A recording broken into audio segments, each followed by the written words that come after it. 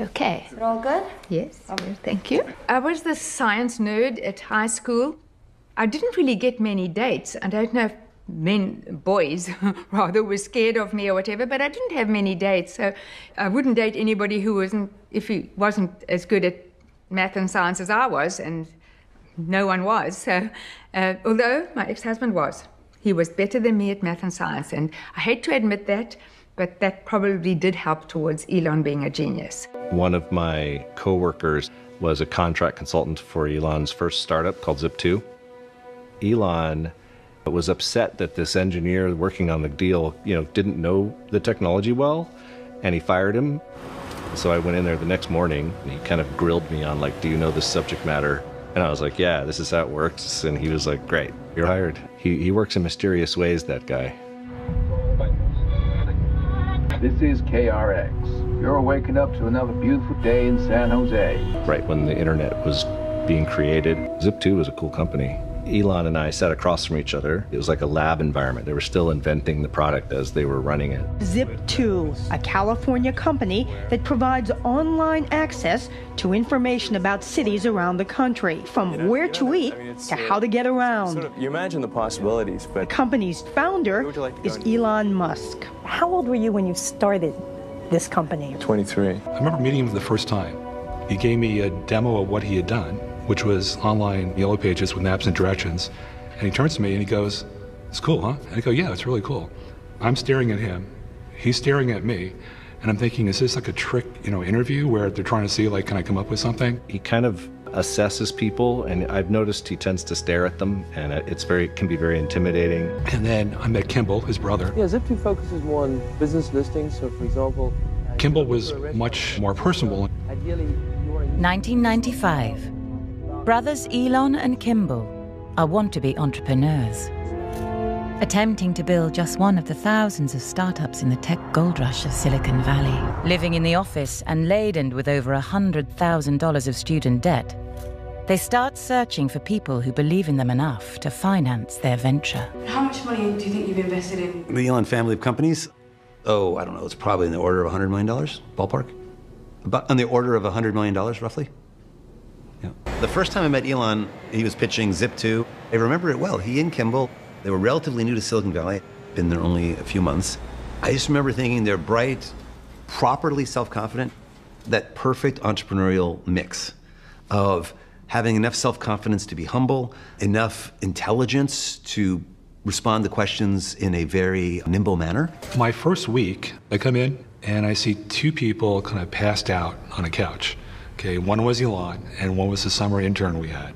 Okay, they both pulled an all-nighter.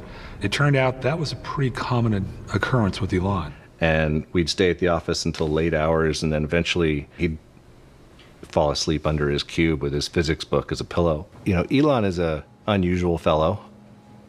He knows just about everything. I would say from the age of 3, I thought he was a genius.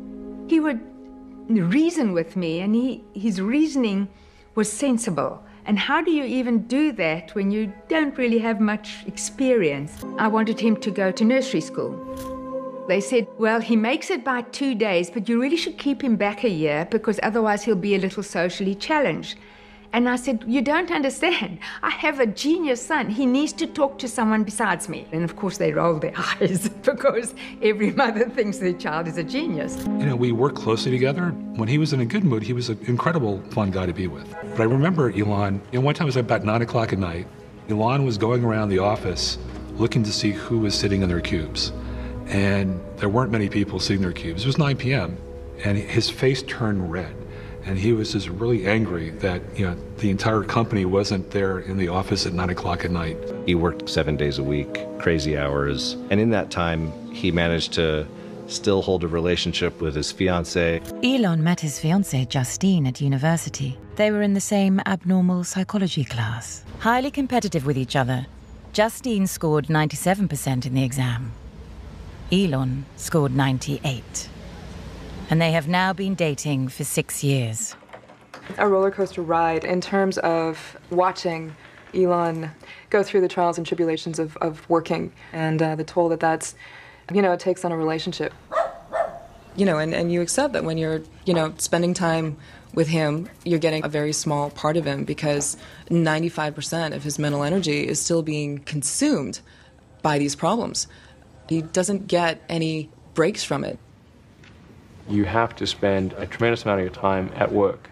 There's no such thing as the 8-hour day in Silicon Valley in any field. Hi, Elon Musk speaking. It's 7 o'clock in the morning, and Elon Musk anxiously waits for his prize for paying his dues in the valley. He was always talking about the McLaren F1. Cost $1 million, fastest production car in the world. Only 64 were made. I said, why don't you just go out and buy a McLaren F1? And then a week later, he did. Wow, I can't believe it's actually here. It's pretty wild, man. Just 3 years ago, I was showering at the Y and sleeping on the office floor. And now, obviously, I've got a $1 million car and quite a few creature comforts. There it is, gentlemen, the fastest car in the world. I could go and buy one of the islands in the Bahamas and turn it into my personal fiefdom. I'm much more interested in trying to build and create a new company. When we were acquired, a number of us were talking about where Elon would be in the future. And we said either he'll be the richest guy on the planet or he'll be totally dead broke, but there'll be nothing in between. Elon invests almost all of his money into his next venture. So this is an ATM. What we're going to do is transform the traditional banking industry. He becomes CEO of a banking company that will soon be worth billions of dollars. But whilst away on honeymoon, Elon is ousted as CEO. He retains his shares, but no longer has any significant role at the company. I think it's not a good idea to leave the office when there are a lot of major things underway which are causing people a great deal of stress. There was just a lot of worry that caused the management team to decide that I wasn't the right guy to run the company. Wow, what a formative event. It leaves some mark. You feel betrayed. As a teenager, Elon didn't have many friends, but he read all the time. Through the night, I couldn't get him up in the morning. He read a lot of science fiction. He would read through the night until he saw me getting up, and then he would go to sleep. And then, of course, I had to dress him while he was half asleep and get him to school. What are some of the problems that are likely to most affect the future of humanity? The biggest terrestrial problem we've got is sustainable energy. The other one being the extension of life beyond Earth to make life multiplanetary. Humans need an adventure, getting to new territory. The best reason is so that we don't get wiped out, something like an asteroid strike, like plagues or nuclear war, of course. If that was to happen, humans' civilization on multiple planets is a great insurance policy. Back in the early 2000s, I was going to Mars Society meetings regularly. The topic that would come up was this desire to have a fundraiser. Filmmaker Jim Cameron was a Mars nut himself and had been contemplating a Mars movie. Somebody had the idea of getting Jim Cameron as the featured draw. Sent out all the invitations, and I have to admit, they didn't do real well. One notable response from a guy named Elon Musk, nobody had ever heard of. He actually paid $5,000 for the plate and be seated with Jim Cameron. He pulled me aside and he said, well, I have a project I need some help with. Take a little miniature greenhouse down to the surface of Mars to watch the plants grow. Honestly, I thought it was like crazy ambitious, but well thought out. 40 feet down, 2.5. He was trying to do something to wake people up. Okay, Neil, we can see you coming down the ladder now. His philosophy was like, great things don't happen automatically. One small step for man. After winning the space race, NASA's plans slowed. Запуск орбитальной научной станции «Мир». We have engine ignition and liftoff of the Proton rocket carrying Zvezda, the centerpiece of Russia's contribution to the International Space Station. Meanwhile, other nations developed their own rocket technology, launching satellites and supplying the International Space Station. In planning a trip to Mars, Musk believes he can also capitalize on the business opportunities that are opening up in space, putting America back in the game. If you had a satellite and you want to put it in orbit, you could fly on a Russian rocket, you could fly on a Chinese rocket, a European rocket, you could fly on an Indian rocket. Nobody flew in America. None of the American companies flew on American rockets. They're like, we're going to go overseas because there's nothing in America that's cost competitive. If Elon is going to get into space, he's going to need to convince some ex-NASA engineers to help him. When Elon, first started talking to me about, the ultimate goal of making humanity a multiplanetary species, you probably won't use this, but, this is what I thought. First of all, okay. So I'll give you something you put on camera. I didn't quite get his name. Elon Musk is what I thought he said. And I had no clue what PayPal was. He mentioned that. It seemed like a funny name to me. And that he was looking for a Russian rocket to do an experiment to Mars. And I was the guy he was told could help him do that. Elon, Jim, and another engineer, Mike Griffin, fly to Russia to buy cheaper Russian rockets off the shelf. The standard Delta rocket, it was about $80 to $100 million. You could go to Russia and buy a similar size rocket for $2 million. We got into it, classic military complex, razor wire on the top, security and guns, and finally we got down to where everybody was gathered, including the chief designer. In classic European style, we didn't just jump into business. We started to drink and drink a little vodka, and then we'd have a toast. Toast to the Russians, toast to the Americans, and toast to Elon, toast to the internet. And so Elon starts to tell the chief designer, all about his idea of multiplanetary species. And here's Elon in his late 20s, and they don't know him. He looks like he just walked in off the street, and they took that as a sign of disrespect. The chief designer was very angry. He chopped Elon off mid-sentence, started staccato Russian. This is a machine of war. This is not a toy for some young kid from Silicon Valley, and this is not internet bullshit here. We're talking life and death. Then he spit on Elon's shoes. He spit on my shoes. Elon turned to me and he said, "I think you spit on our shoes." And I said, "Yeah." We got through all that. We got on the Delta flight back to New York. Mike and I sat back, ordered some whiskey, and we're having a drink. We're watching Elon. He's sitting 2 or 3 rows up from us. And he's on his computer, and he's working really, really diligently. Mike elbows me, and he said, "What the fuck do you think that idiot savant is up to up there?" And Elon turns around, and he looked at us, and this is one of the few times he looks you directly in the eye, and he says, "Fuck you both." He says, "I think we can build this rocket ourselves." And he said, "I've got a spreadsheet." We started looking at it. It was remarkable. He says, we're gonna build this when we get home." And Mike and I just said, okay. He'd probably try to drink it. Me and another guy, John Garvey, we wanted to build the biggest amateur rocket. Whoa! We called it the big freaking rocket of BFR. John at one point said, "There's this internet millionaire that wants to come by and see our BFR project. Is it okay if he comes by this Sunday?" And I'm just like, "Oh, yeah, sure, that's okay." He was very interesting because he immediately started asking very pointed questions, like, what do you have there? 13,000-pound thrust engine. He goes, "Is that a big engine?" I go, "It's the biggest amateur engine." And he goes, "Have you worked on anything bigger?" I said, yeah, I worked on a 650,000-pound thrust engine at TRW. He said, "Could you build that engine?" He said to me and a couple other guys, said, "Hey, if you guys are in, we'll start a company." I said, "I'm in." So I was the first one to sign.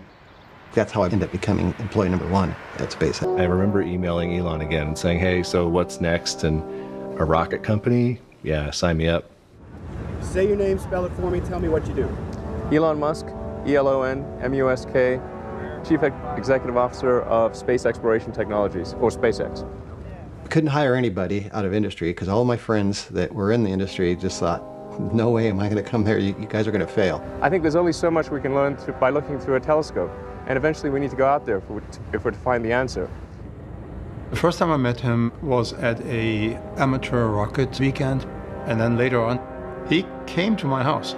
And so I sent the whole family to the movies, go watch a movie. We talked for a long time. We talked more than 2 hours, and when they came back, he was still there. I think it's actually pretty smart to do this, to go to somebody and check out the house, right? And, the overall impression is so much more complete if you look at how they live. eBay is shelling out $1.5 billion for PayPal, a popular system used by web surfers to pay their bills. The deal joins... A month after SpaceX is formed, a buyout of PayPal nets Elon Musk $250 million. Elon immediately tells his new group of engineers They have just over a year to become the first privately owned company to build a rocket that makes orbit. SpaceX relocates to Kwajalein, a small island in the Pacific Ocean. There was no power, there was no water, plumbing. We had to literally bring everything out there. The logistics were terrible. Just trying to get liquid oxygen there in the tropics was quite a feat. It was humid. My body wasn't really made for that. It was work, and then work, and maybe work. Everything is driven by schedule. That was brutal. Kwajalein was the only game for us at the time, but it ended up being not the ultimate place to be. The day that Falcon 1 launched, Elon was stressed at how much money he was spending. Yeah, it's pretty nerve-wracking. Sort of like seeing my baby go up there, you know.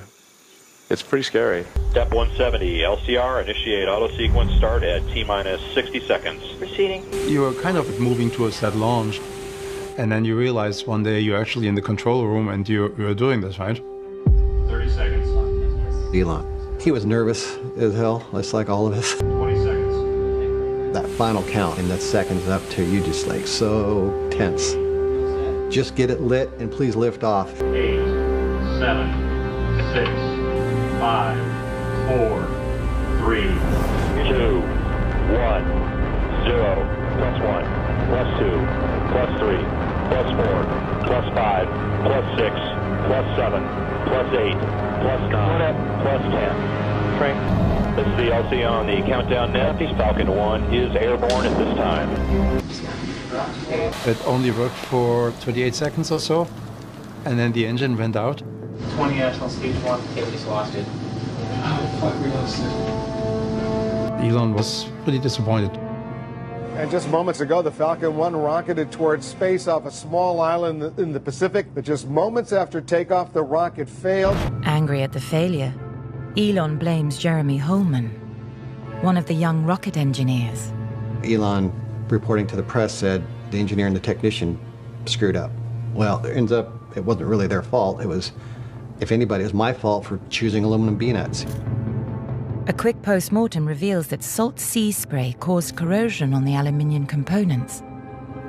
But Elon refuses to back down. Elon wouldn't retract it in the press, and that didn't sit well with Jeremy. I went and talked with Elon about that, and Elon said, there's no going back. We're just moving forward. So he ended up leaving the company. So there was intense meetings where let's not fail again. He started working with us to optimize the rocket to get as much out of it as possible. He was technically very strong, even though he was just learning about rockets. And the one thing I noticed, if people were negative, they were not in the next meeting. He said, a company is a bunch of vectors. Each person is a vector, and they need to point in the direction that you want to go. Bureaucracy and office politics and low morale, it's almost random vectors. He was always about making all the vectors, which all the employees, pointing in the right direction forward, moving forward. Elon's ambition for SpaceX can be found within his family history. Most notably his grandfather, Joshua Haldeman. My dad was very adventurous. He actually was driving along the road in Saskatchewan and saw an aeroplane in the field and it was for sale. And he thought, ooh, this looks good. He swapped his car for the plane. He became this pilot who flew all over Canada and then flew all over America. Elon's grandfather lost all his money in the Great Depression. It resulted in a radical change in his thinking, and he became a leading figure in a movement called the technocracy. The whole planet Earth is in danger of total destruction. Technocracy is a scientific approach to human affairs. Technocrats believed in removing all politicians. Instead, scientists and engineers would run the world. They wore grey uniforms, held mass recruitment rallies, and even changed their names to numbers such as 1X1809. Above all, technocrats vowed to use science to solve the greatest problems facing mankind. Keeping America competitive requires affordable energy. And here we have a serious problem. America is addicted to oil. By definition, we must move to renewable energy. We will eventually run out of energy and die. Civilization will collapse. In 2004, Elon Musk invests a $6 million stake in a small electric car company called Tesla. becoming chairman of the board. Really what matters is, are we making a difference in the world? And for us to make a difference in the world, we have to build a lot of cars. Until we see every car on the road being electric, we will not stop. So, this is really just the beginning of the beginning. All right. We had nothing. The day I started, we had a big empty floor. They had a one Craftsman toolbox, and we had to go to IKEA to buy the desks. We had to go onto the Dell and buy our computers. We crimped our own Ethernet wires, and we painted the space on the weekend.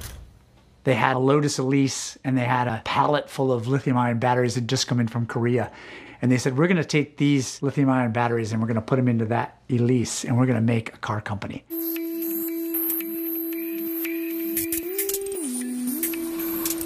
Every car startup in America since Ford has gone bankrupt. There was Rosen Motors, there was DeLorean, there was Fisker, car company after car company. And large amounts of money and a large amount of time would often be invested before it was like a complete wipeout. Instead of a crushed automobile. Elon Musk now has 2 companies with unproven and highly experimental products. Look at this electric car called the Tesla. And here we are with Elon Musk. I'll also open the door for you. All There's right, actually a touchpad which you can press and enter the... Well, that's the too car. complicated for me. July 2006. And Tesla now has its first battery-powered vehicle, the Roadster. In fact, it's the only production electric car for sale in the United States of any kind. My original role was the office manager, so I was responsible for basically everything at the company that wasn't engineering. We were a startup, we were very scrappy, we hardly spent any money on anything, but we want to launch the Roadster in 6 weeks and go. I went down to the Santa Monica unveiling event, which they did in an airplane hangar, a cocktail party with cars driving indoors. There's so many things I like about you. In a circle around all the participants, silent, no emissions. It was just a crackle of excitement in the air. At one point, I got to be in a little small group conversation with Arnold Schwarzenegger. That doesn't happen to me on a daily basis. We'll do 0 to 60 in around 4 seconds. Let's go. There we go. Whoa! A newcomer with no experience at building cars has entered the race. A zero-emission sports car that can go head-to-head with a Ferrari and a Porsche and win. Very nice. Everybody was very, very bullish. People were buying cars. I was surprised. I didn't know that many people who would just like up and buy a car that wasn't ready for $109,000 at that point. I was smitten. I, in fact, on the spot bought a Roadster. I think I was customer number 17 of all their customers. Behind the scenes, there wasn't enough ability to keep the batteries thermally regulated, and they get too hot. And next thing you know, it's starting to smell, and you know the smell. So we would cool the battery pack with ice packs, but it felt like we had to build the enthusiasm with a promise that was, maybe a stretch. But Elon had a way of dancing through that. $109,000. It's a deal. It's a deal. And our car is twice the efficiency of a Prius. So a Prius is a gas-guzzling hog by comparison with our cars. It's just like plugging in a hairdryer. It's super simple. Yeah? To persuade folks like me that eventually all cars will be electric, that this is the future, so much so that I'm believing it in my gut as the inevitable future is a rare skill. Tesla has taken hundreds of orders for the Roadster. I test drove this one, it's hot. And Elon has taken millions of dollars from customers. But production issues mean that several months on, they're still not delivering the cars. And now the company is hemorrhaging money. If Roadster can't sustain the company by March, then that's it, and that scares me. We need to get the company to cash flow positive in 6 to 9 months, or we're screwed. Each month that passes is literally costs us tens of millions of dollars. We need to appreciate that. We just headed to the Menlo store, because I want to do a car-by-car walkthrough. Basically, a rundown of each car. What's its status and what are the issues? This was Save the Company. He was embedded. Hey, Greg, the key fell apart. He dug deep into every aspect of what was going on. Holy mackerel. Most of these Roadsters have major faults. We have like an army of cars here. Jesus. I'm looking like we're going to be able to deliver 4 cars to the sales team. This is frightening. Right now we're facing an issue, which is that it's sort of a crisis of confidence among our customers, where You can only tell them delay so many times, and then they start to think, man, is this company ever going to get me a car? He was talking to subcontractors, tier 2, tier 3 suppliers. Sometimes he called me at 2:30 in the morning. I'm available 24/7. Call me 3 a.m. on a Sunday morning, I don't care. My family life was not the highlight of my years at Tesla. These were long, long days. It wasn't until Zach and Doreen found the faults that we then realized that we had substandard parts on those cars, which quite frankly pissed me off. I want names named. At the time, there was incredible pressure on Elon. You know, how are you going to tell the hardest working man in the world that, like, no, I can't get that done? If someone's always on the hot seat and is always the root cause for problems, they will not be part of this organization long term. It's not okay to be unhappy and part of this company. Right. And so if somebody can't get happy, get divorced. Right, exactly. The solution. Yeah, right, exactly. Yeah. Speak from personal experience. In 2002, college sweethearts Elon and Justine lost their first child, Nevada, aged just 10 weeks. Using IVF, the couple then had twins, followed by triplets.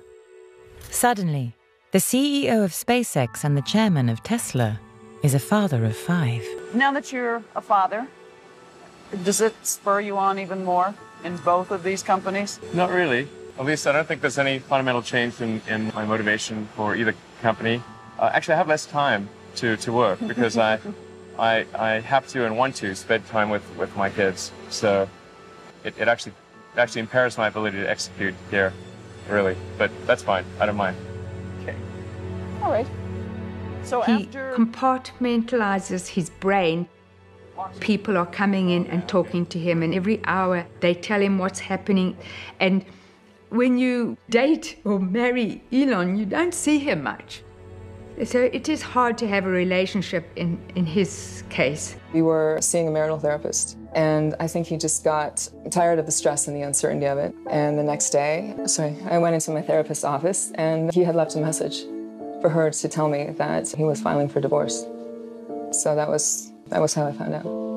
One of the more memorable moments of my life, yeah. I mean, I was very young when I met Elon. I was 22, so I hadn't really, that was it, school and a bit of acting. Weeks after filing for divorce, Elon travels to London on a business trip, where he meets an up-and-coming actress, Tallulah Riley, in a West End nightclub. I remember thinking, wow, what an incredible man. Never met anyone like him. And I was just thinking about him, and so I emailed him and said, okay, well, I've got some time after this shoot, so I'm going to book a flight to LA, and I've never been to LA. I'll book myself a holiday, and it would be lovely to see you. And he wanted to sort of, fly me over and sort it all out, and I was like, no, it's fine, I'll take care of it. And then he said, I don't want you to go home, and I want to marry you. And he apologized. He said, I'm sorry, I don't have a ring. He's like, but this is what I'd like to do. And so we shook hands on it, and I said, yes, I will do. My father told my mother at the end of their first date that he was going to marry her. And so I think I was primed to think that after 10 days, I thought, yep, that's how it happens, that's what love is, and... Do that thing, Dad. Obviously moved straight into the house with the children, and it became a very real thing immediately. What's this game? Did you just take that from your brother? Yeah, but I want to see what game it is. So this is what I'm talking about. Somebody took somebody's toy. Statistically speaking, one out of the 5 has a good chance of being unhappy at any given point. I think because of my youth, I was relatively gung-ho about it. But essentially, our home life was work. I mean, we were focused on the companies and the children, and that was it. In 2010, the space shuttle, after nearly 30 years of duty, will be retired from service. A contract worth billions of dollars could be handed to SpaceX if they can take on the duties of the retiring space shuttle. SpaceX engineers have been on the remote Pacific island for almost 2 years, with only one failed launch to show for it. This is SpaceX Launch Control. The vehicle has been recycled and turned around for another attempt. Terminal count launch has started. 90 seconds. Well, the first one was miserable for me because it was my engine on fire. T-minus 60 seconds. Vehicles will start up. So the second flight, I was kind of in the doghouse with Elon. because, you know, the last one had failed and can't do that again. T-minus 30 seconds. And if people get afraid of him, that's certainly not the right answer. But at the same time, he's intimidating. I can see that. It helps if you have a little bit of a thicker skin. 6, 5, First stage 4, engine sequence 3, 2, initiated. 1. Falcon has cleared the tower. The Merlin engine worked beautifully. Thank fucking God. And I'm like, yes, it did it. And I remember Elon, I always sat next to Elon, and we stood up and hugged each other. Really, the pressure was off from that first failure, and it's like, we got it. Coming up on stage separation. Stages are separated. The first stage flew beautifully, and then the stage separated, and the second stage came, and then the second stage started doing the motion. It starts wiggling around, and the engine kicking back and forth. It's like if you're carrying a glass of wine, and every step you take, the wine sloshes around. Well, it actually ended up sloshing so high in the tanks that we burned the tank down that it flamed the engine out. The bottom line was we spun out of control. It went a couple of thousand miles, and then crashed in the ocean again. That failure wasn't on me, but it doesn't matter. It was just like terrible for the company to have another one fail when we were so close. Elon had enough money to build 3 rockets. We just told him, just calm down. You know, we figure something out. We're gonna fix it. We made a mistake, and we mop it up and do it again. 9, 7. So we came back a year later, again with the new engine, a much better engine. Everything else tightened down that we learned from the other launches. Elon said that he's in for 3 times. And everybody could count. It was always 3 strikes and you're out. You work so hard for so long. It's agony. It really is. It's just, you know, everything was in it, and then it failed. And to have it fail 3 times in a row was pretty disheartening. So let's move it on now to brown rice eco cars. Tesla say it is pretty nippy. Which is the fastest in a drag race? Excuse me, Gail. I know it's a bit embarrassing, but I just noticed something. On your shirt. See, I reckon you're about an 8 or a 9. Maybe even 9.5 in 4 bits time. That blue top shot top you've got on. It does 0 to 60 in 3.9 seconds. Yeah, like I said, you are really fit. But my gosh, don't you just know it? I'm not trying to fool you. 2 years after its star-studded launch, the Roadster has moved from dream prototype to a saleable production car. So when I look... Tesla budgeted $25 million to develop the Roadster.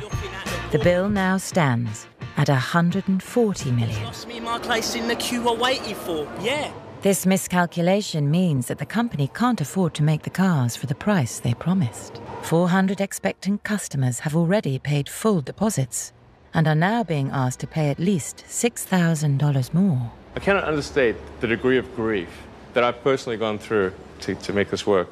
Glass sandwich every bloody day. I wish we didn't have to raise prices. It sucks. I can't carry Tesla entirely by myself. It's just, I just don't have the resources to do it. We took faith in you, and now you're just turning around and changing the price on us, not telling us, and then we find out about it backwards, and now we're kind of, everyone's hurt because we weren't told.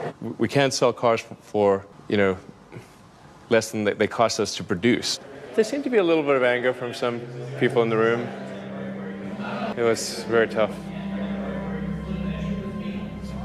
I think once you've snapped, you probably don't realize it because you've gone insane. Your ability to sort of look in the mirror psychologically is substantially impaired. Probably most insane people don't think they're insane. Tough times have hit Tesla, with some buyers canceling orders of the battery-powered sports car. 2008, we had launched the car. The team of people had done a spectacular job of coming up to speed from nothing. And then Elon, he made a public announcement that we're gonna bring in the real guys from the auto industry now. We're not gonna be playing around anymore. I was being seen more as the problem than as the solution. I took that as a personal affront. Didn't really feel like I should be chopped liver, and I took a move away. Elon decided that I'm his guy. I told Elon when he was interviewing, look at my name. It is spelled Z-E-E-V. Zero emission electric vehicle. I felt this is a destiny. The company was bleeding a lot of money. If they don't get the car into the market, there would be no company. So I came essentially as an agent of change. I got all the executives that I decided that they should not be with us and terminated them. Faced with financial ruin, like his grandfather before him, Elon adopts the same clinical approach to increasing workforce efficiency. To work at Tesla, you have to be a little crazy. You really need to be more dedicated to the mission than you are to your own personal growth. Between Elon and I, there was an understanding that I was in it for the mission as he was in it for the mission. All a company is a group of people that have gathered together to create a product or service. Are these efforts that people are expending, are they resulting in a better product or service? And if they're not, stop those efforts. Elon can be very overbearing. I've seen Elon fire dozens and dozens and dozens of people. He wouldn't ask anything of you or ask you to work harder than he was working himself. And so I just kept trying to nail it every single time. I was drinking out of a fire hose every single day for years and years and years. So it just felt like how we did things. I feel bad that I lost those prime years with my daughter. I didn't have as much contact with my family as I otherwise would have. I don't know how he does it. He just keeps going and going and going. He's amazing. The amount of energy that man has, like, he can just take the pain of dealing with it constantly, and most of us can't. I had decided that I had no work-life balance and I needed to take a break. But I remember sitting in a room with him and telling him that my 3-year-old son was calling me dad and that I needed to take a break. Work hard every waking hour. If somebody else is working 50 hours and you're working 100, you'll get twice as much done in the course of a year as the other company. He was trying to avoid bankruptcy. Every day, Elon would come home and say, tomorrow, that's it.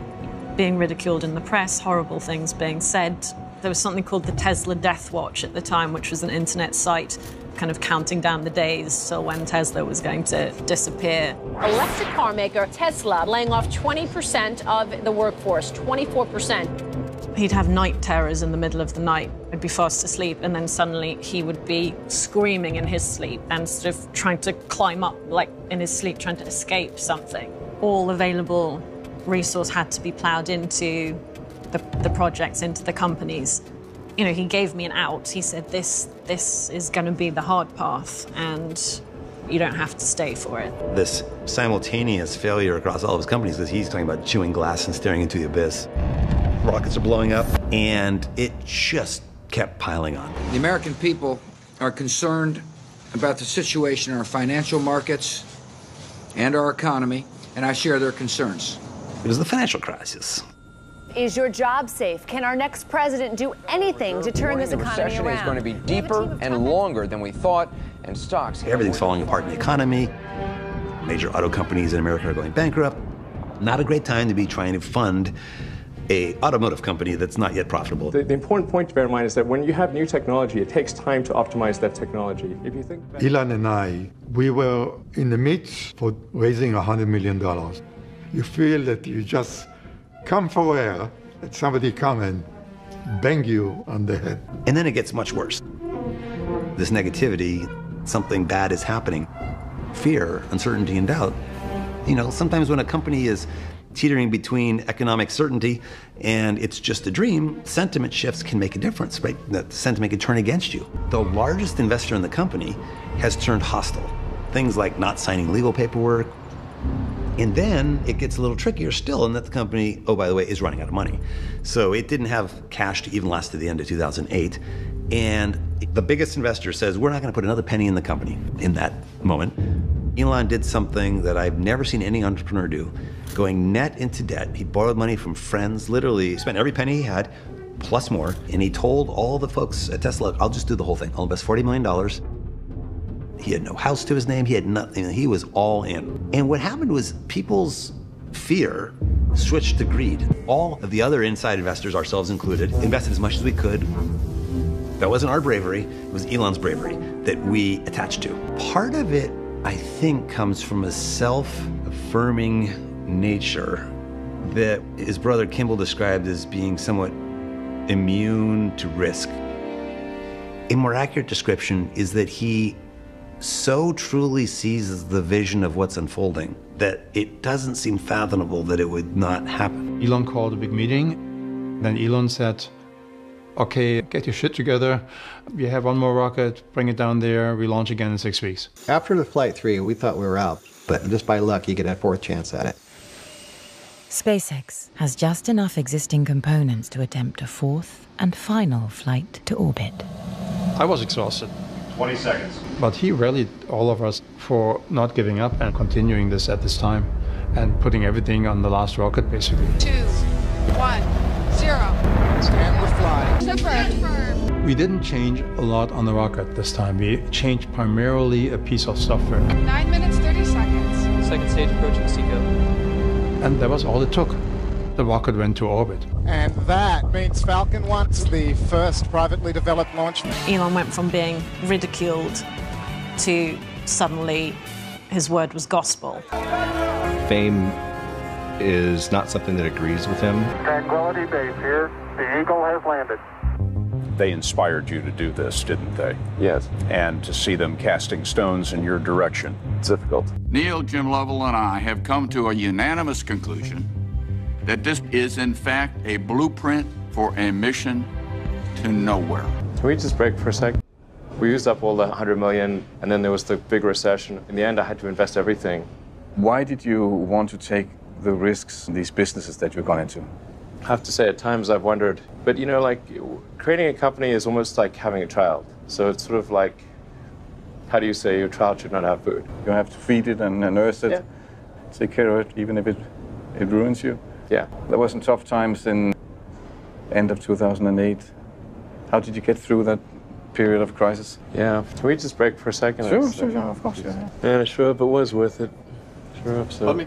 Sure, it was worth it. In 2009, Elon Musk is a bruised and weary man. The father of 5 has invested all of his money in his 2 companies.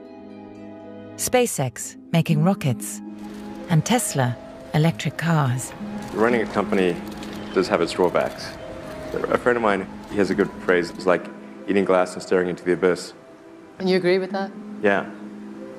And if you don't eat the glass, you're not going to be successful. This is Elon. Tesla narrowly scraped through last year's global financial crisis, and now Elon has a new car, the Model S, that he hopes will be the first mass-produced all-electric car in history. All right, again, thanks for coming here. I think you'll be pretty excited about what we're about to unveil. Somebody kick me that flashlight. I really believe that the sedan is absolute vaporware. There is no way that Tesla has the cash on hand in order to be able to truly develop their own sedan.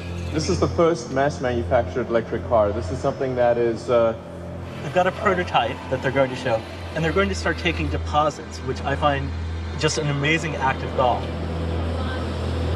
Just been very, very high workload, and then between SpaceX, Tesla, and kids, there's just really not enough time in the day, so not enough time to sleep. It was really awful.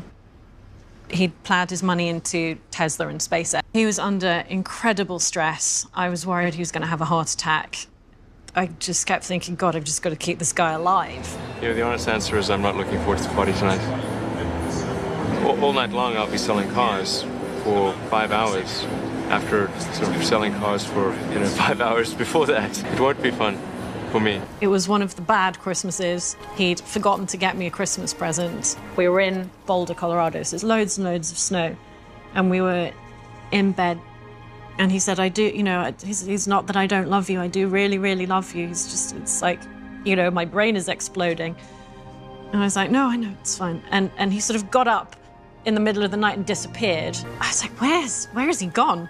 And he came back 2 hours later, and he'd gone outside in his t-shirt and shorts, barefoot, and he'd gone and dug through the snow and picked flowers from he'd walked all over Boulder and came back with a little bouquet of picked flowers. And he was like, I just wanted to show you how much I loved you. He was very supportive of me having a career, but I had to come back and do St. Trinian's 2, and it was the first time we'd been apart. And he sent 2 lorry loads of flowers to set for me, and he'd also found out from production the name of every woman on set, and he'd sent them all flowers and champagne and chocolate, so that then when he came to visit, everyone was like, oh, hi. Tallulah, first time Tallulah. Tallulah, it's on the card, here.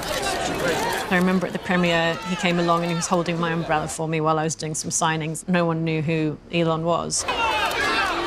He was very sweet and lovely and very supportive. 2 years after meeting Lula are building a new life together, but there's a major problem. Court documents from Elon's divorce show that for months he's been using emergency loans from friends to pay his divorce costs and living expenses. A year after promising the world's first mass-produced all-electric car, Tesla has so far only made a few prototypes and has neither the factory or the staff to produce the cars. Elon decides to gamble. For the first time in 50 years, a car company is being floated on the US stock exchange. If the stocks do well, Elon will have the money to ramp up production. He'll know his fate by the closing bell. Tesla Motors, they're making their debut on the NASDAQ today. Now, the company has yet to make a profit, even for a single quarter. You know what? This company has yet to make a dime. It has lost $290 million. Tesla says sell, sell, sell. You don't want to own this stock. You don't want to lease it. Heck, you shouldn't even rent the darn thing. I think Elon was pretty stressed out that day. You could see it on his face that he was under some pressure and worried about how it was all going to come together. Elon, a huge day for Tesla, the company going public. Like many startup companies, you lose money. The company has lost about $260 million since its inception. You're going public. You want the public to invest in Tesla. We were this car company that had no money, that was, making this crazy car in Silicon Valley and without any automotive experts. So everyone was like, they're never going to make it. What are they doing? We weren't even close to being a household name. There was definite risk. There's no place to charge this stupid thing right now. You have to That's the least of them, Joe. Really? How do you begin mass market production of an electric vehicle? You're guaranteeing that this is going to be built and that you can get production ramped up on this model, because in the auto industry, a lot of people are saying not going to happen. Well, I think people at this point ought to be a little bit more optimistic about the future of Tesla. I remember the energy kind of in the studio right before they rang the bell. I mean, it was palpable. Well, big losses on Wall Street today, as we've been reporting, and it's just the same for just about any US stock you care to name, except one. It's a result that almost no one saw coming. The shares go stratospheric, valuing the company at $2.2 billion. At the end of the day, Elon's own stake in the company is worth $650 million. Tesla's always been the problem, Chad. I suppose all the sort of intensity of, it's us against the world, we're about to die any second. We had a lot of bloggers maintaining a Tesla death watch. A day-by-day count of how long before Tesla will die. Tesla has this cool factor that a lot of car companies out there just don't have. Flush with a new cash injection, Elon gets to work. Well, we have a very big sign. He buys a factory in Fremont, California for $42 million. It has the capacity to mass produce the Model S. But Elon needs someone to help sell his electric dreams to petrol-obsessed America. George Blankenship, G-E-O-G-E, Blankenship, B-L-A-N-K-E-N-S-H-I-P. He chooses the man Steve Jobs trusted to launch the Apple stores across the globe.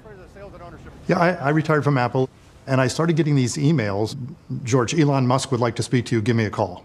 And delete.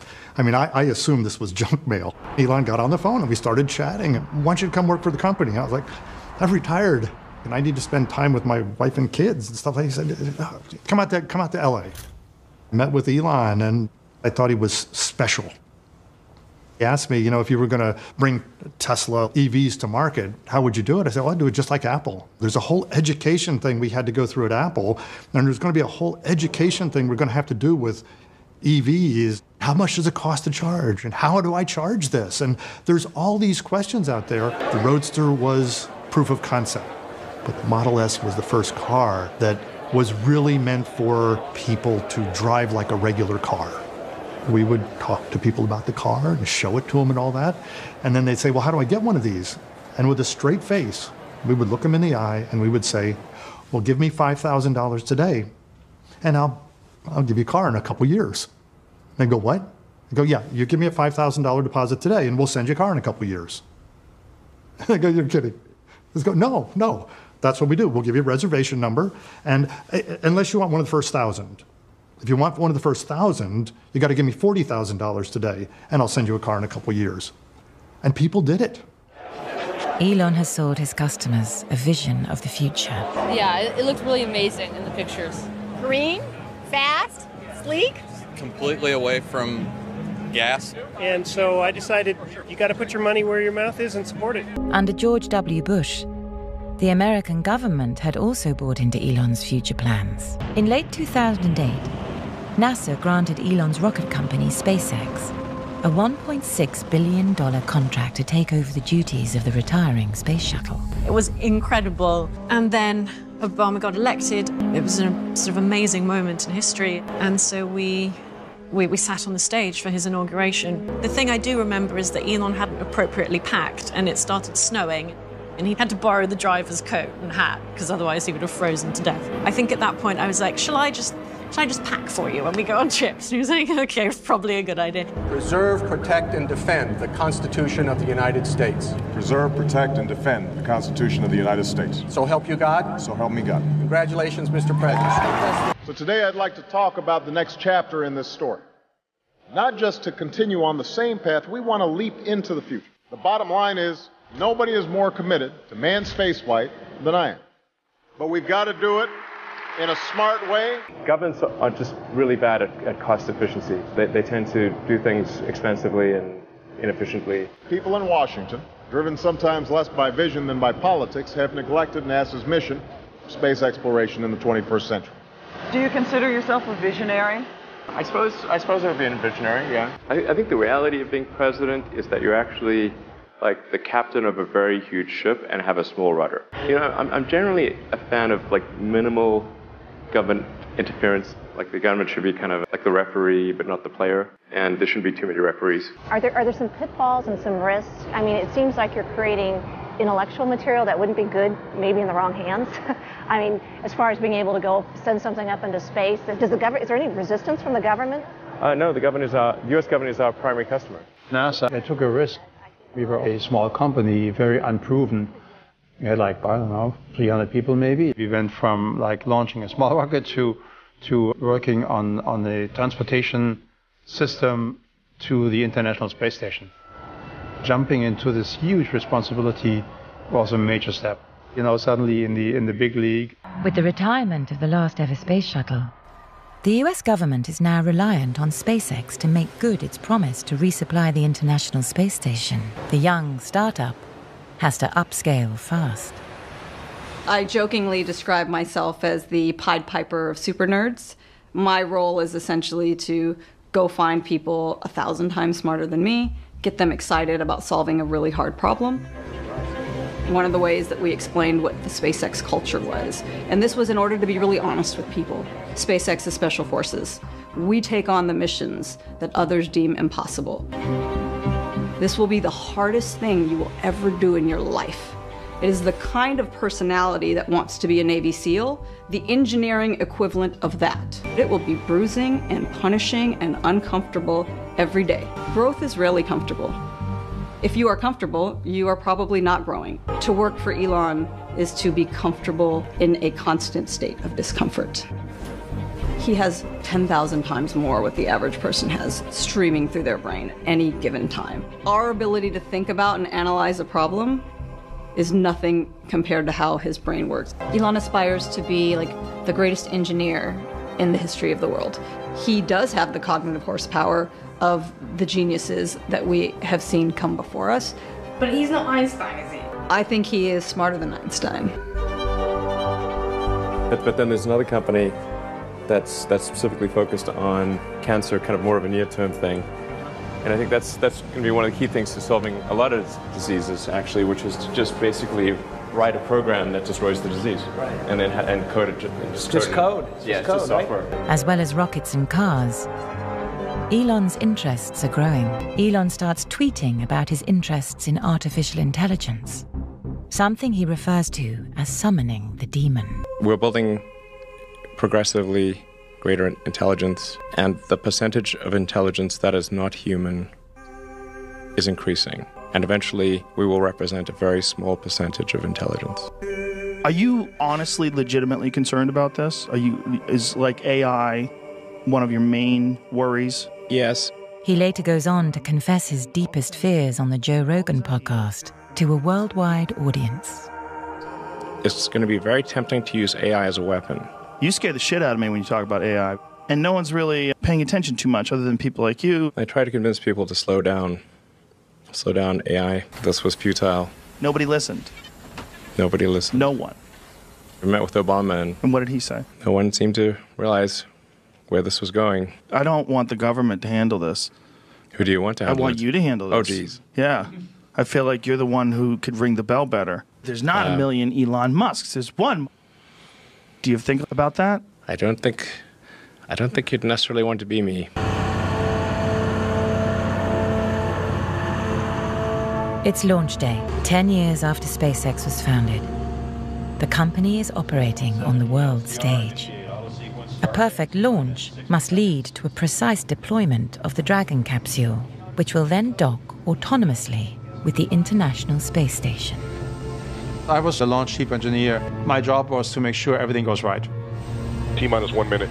The flight computers in control of the vehicle. A rocket is a risky product.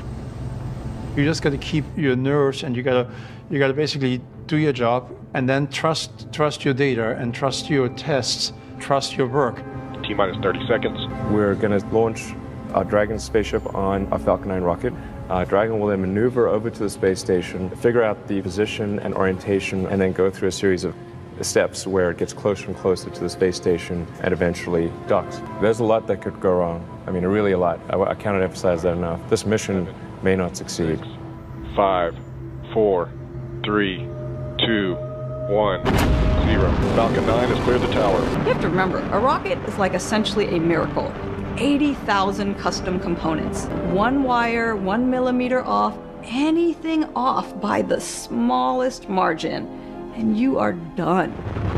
Launch of the SpaceX Falcon 9 rocket as NASA turns to the private sector to resupply the International Space Station. Only 4 governments in the world have the capability of doing what SpaceX is attempting to accomplish. It seems a little strange to be handing it all over to private enterprise, but I guess I'm kind of stuck in the past, huh? For a rocket mission, everything is over in 10 minutes. You see the satellite being deployed and you can head to the party. Not true for Dragon. Rendezvous is one of the trickiest maneuvers in space, to bring together 2 spacecraft going 5 miles a second. They're initiating the capture of the Dragon. Standing by. Copy. Confirm. When Dragon docks with the space station, first it gets grappled by the arm, then it gets moved over to a berthing port, and then that port has to be actually fitting whatever we have on the Dragon side. And you never have a chance to actually check that, because the hardware is on the space station. So the first time you do this is actually when you do the first mission, and you just hope this all works at the end of the day. Official hatch opening time for the SpaceX Dragon spacecraft, 4:53 a.m. Central Time.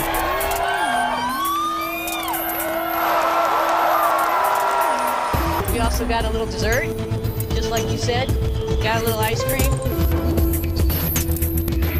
Have a big hand for our friends at NASA who helped make this happen. The mission is a complete success, but some established aerospace figures aren't happy. SpaceX's lack of experience bothers some NASA legends, like Apollo astronauts Neil Armstrong and Gene Cernan. Welcome, Mr. Neil Armstrong, who's commander of Apollo 11. Turn the button on. Turned on. How about that? That's good. Okay. With regard to President Obama's 2010 plan, I have yet to find a person in NASA, the Defense Department, the Air Force, the National Academies, industry, or academia that had any knowledge of the plan prior to its announcement. I support the encouragement of newcomers toward their goal of lower cost access to space. But having cut my teeth in rockets more than 50 years ago, I am not confident. Now is the time for wiser heads in Congress of the United States to prevail. Now is the time to overrule this administration's pledge to mediocrity. Folks who propose such a limited architecture do not yet know what they don't know. There are people who say about you that you don't know what you don't know. Well, I suppose that's true of anyone. How can anyone know what they don't know? When critics say you can't do this, your answer to them is, we've done it. Neil, Jim Lovell, and I have come to a unanimous conclusion that this is, in fact, a blueprint for a mission to nowhere. You know, there are American heroes who don't like this idea. And I wonder what you think of that. I was very sad to see that, because those guys are, those guys are heroes of mine, so it's really tough. I wish they would come and visit and see the hardware that we're doing here. And I think that would change their mind. They inspired you to do this, didn't they? Yes. And to see them casting stones in your direction. It's difficult. He has a kind of innocence to him. What I mean by that is that he feels with incredible purity the emotion that he is feeling at the time, whatever that emotion is. He feels things very, very deeply. So, I've heard it said that he's cold and emotionless, and that could not be further from the truth. He is the most emotional person I know. One of the things I remember really early on is we'd gone to the cinema and we were watching some comedy, and Elon found the film so funny that he literally fell on the floor and was like rolling around, holding his tummy, laughing. And everyone else in the cinema was looking at us like, what the hell is going on over there? And I was sort of like, come on, get up off the floor. But he was just enraptured by what was on screen, and he was feeling it. And he feels things. And, if he feels anger, it's there. Anything, it goes deep. He told me all about his childhood growing up. I think his childhood shaped him in a lot of ways. I think he knows what it's like to be bottom of the pack, to be hurt by people that you should be able to trust. And obviously, I think that leaves scars. You grew up in South Africa. Yes. Yeah. I left when I was 17 by myself. I had a backpack of clothes and a suitcase of books, and that's it. Did you have a happy childhood? No, it's terrible. Are you serious? Yes. Why was it terrible? I had this one guy who would want to see me, and when I had nothing, else to do, then I would see him. But he was very insulting to people and rude, and I didn't really like him that much. But then, otherwise, I just sat at home, After a couple of years, my brother banned him from seeing me. For 2 years, I didn't see him. I graduated and went to live in Cape Town. And he came to visit me, just turned up with an engagement ring. And I said, I'll never wear it. And then he went back and told my family that I'd agreed to marry him, which surprised my family because they didn't know I was seeing him and I wasn't. And then I just got this telegram from my parents, congratulations. The wedding arrangements are made, the invites are out, and 800 people are coming. I called him, I said, what do you mean I'm marrying you? And he said, I will change when we get married because then I'll be kinder and nicer. I'm just aggressive because you won't marry me. So I did believe him, and then I fell pregnant on honeymoon. Then the abuse started right away, beating me up if I didn't do as I was told. I came back from honeymoon bruised and pregnant.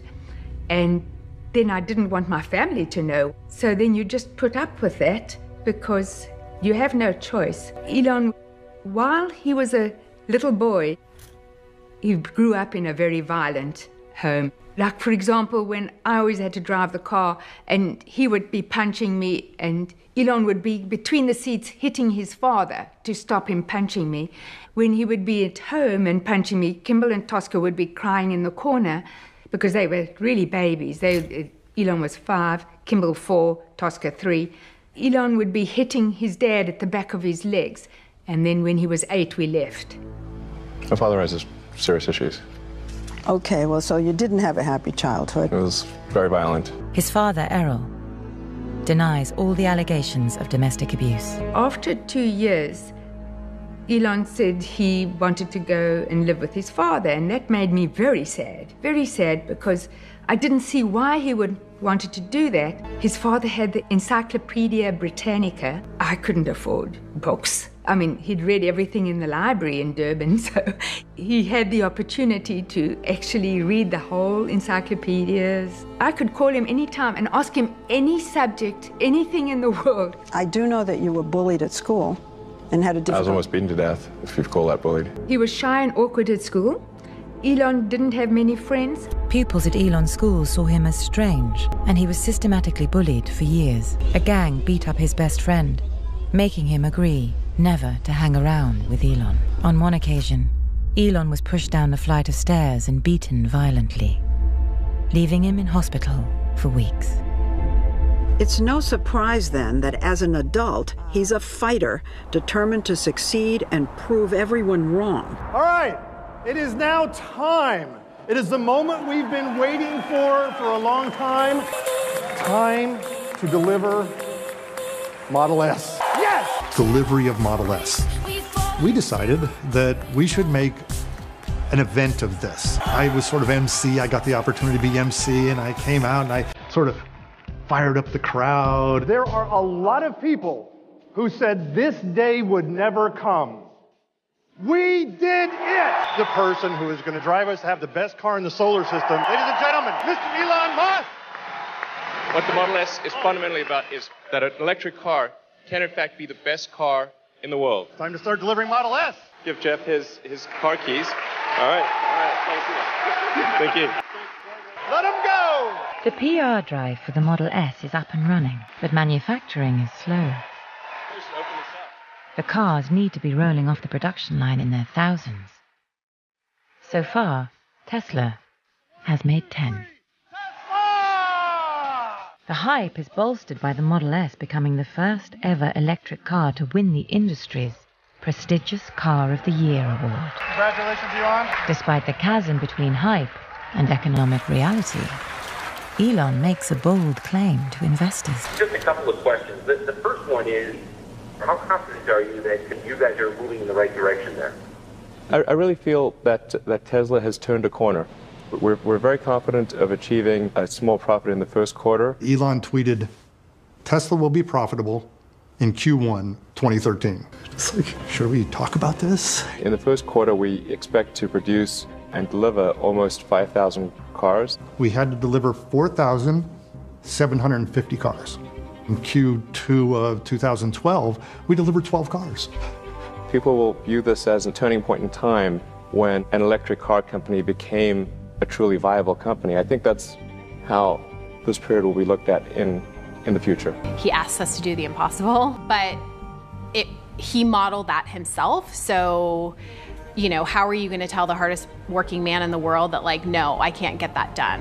Elon, good to see you. Good to see you. We're ready to walk over to the factory. Walk over there? Or? Yeah, okay.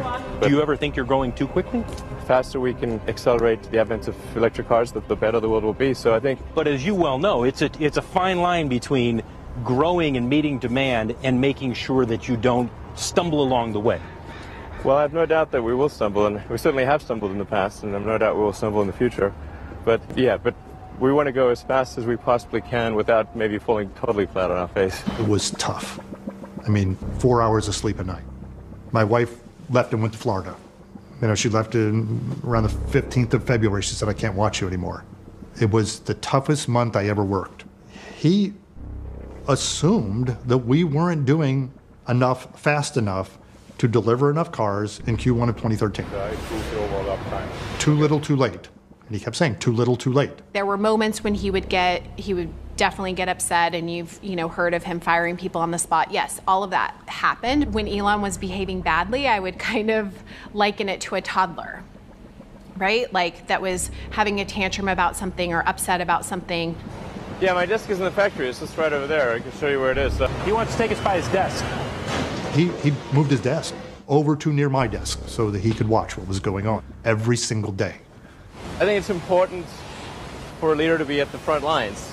Our biggest challenge is ramping up production, and so what's that about? It's about being in the factory and understanding where the issues are.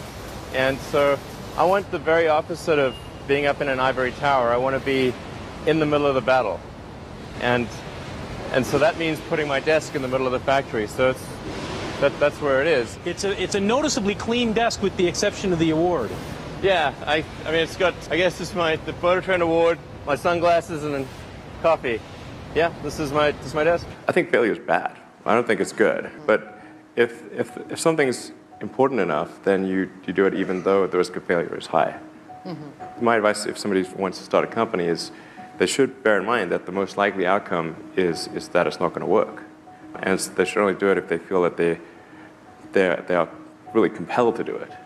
You know? Right. There were a number of times that I witnessed Elon sleeping in the factory, showing people how important it is to be focused on finding a solution, because if Elon Musk can take the time to sleep there and be there 24 hours a day, everyone else should make the time. Factory's ramping up, you know, and they're building cars, but it's going to be close. Could they build enough? And we're halfway through the quarter, and we weren't making it. We were not making it, and I'm really getting emotional here because this was really a tough time. And we started bringing in people from Europe, bringing in people from all over to help deliver cars. The IT team was washing cars. Other departments, marketing was driving them to the other end of the parking lot. And I started an email trail to Elon every night, telling him, here's how many are sold, here's how many delivered, here's how many we have deposits on, and here's where we stand. And it didn't look good. It did not look good. And I would send it to him at 11:30, and he'd respond back at 11:35. And it just didn't look good, and he let me know. Then on the Tuesday, the last week of the quarter, I sent him one. And I remember it as if it was yesterday. He said, this looks promising. And it was Saturday at 3 o'clock. We delivered the 4,750th car. 3 o'clock. We made $11 million that quarter, put us over the hump, stocking from $20 to $90, and Tesla became a viable company. I stood up on a desk like this, called everybody around, and I said, you guys have no idea how impactful it is what you just did. You can't understand it. But what you just did is monumental, not just for Tesla, but for what we're going to do for mankind. You should all feel extraordinary sense of accomplishment. We were a real company on March 31st, 2013. 19 years after starting his first company, Elon Musk now has a net worth of $11 billion. Tesla is starting to become a household name with mass market appeal. And SpaceX has cornered the lucrative market in launching commercial satellites into orbit. But despite all of these achievements, Elon Musk has always dreamt of one ultimate goal. If you look at things on an historical timescale, the multi-billion-year history of Earth itself, you can really point to about half a dozen major steps on the evolution of life.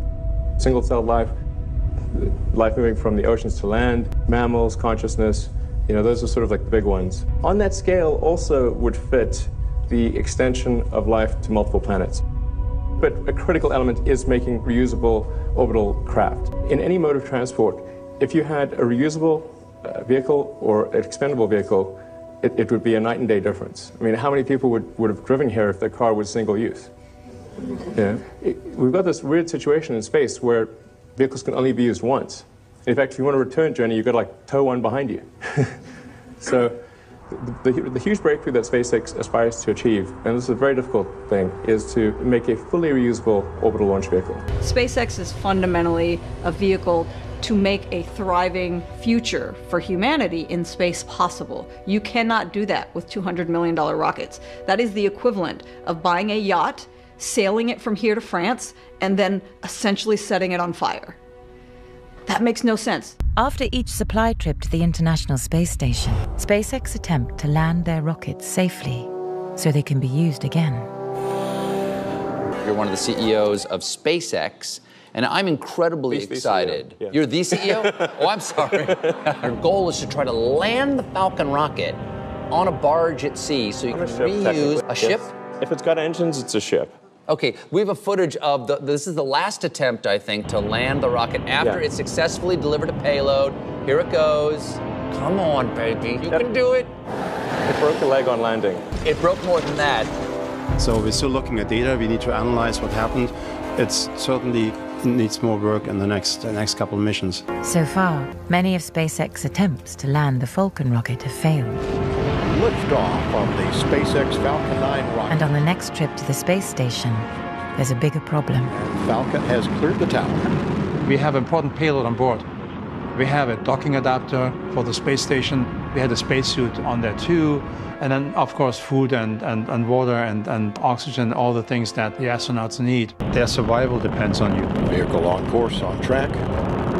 Now, I had my head down. I was launch chief engineer. I was looking at the data, and I look at the video data. At 137 seconds, suddenly the rocket disappears. And I look up again, and then the rocket is gone. And I was thinking, where did it go? And then we see these metal pieces raining down, and it was clear it exploded or fell apart in flight.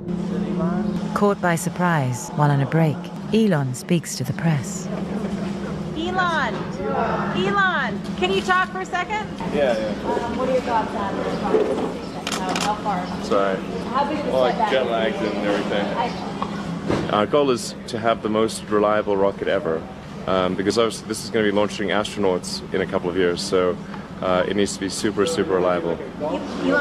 The failure of the rocket launch is a setback for SpaceX, but more damaging for Elon are the stories around Tesla. Now bad news for Tesla Motors. It's now the target of a federal investigation into why 2 of the company's Model S vehicles have caught fire this year. A small number of Tesla car fires has a large effect on a company trying to appeal to a global marketplace.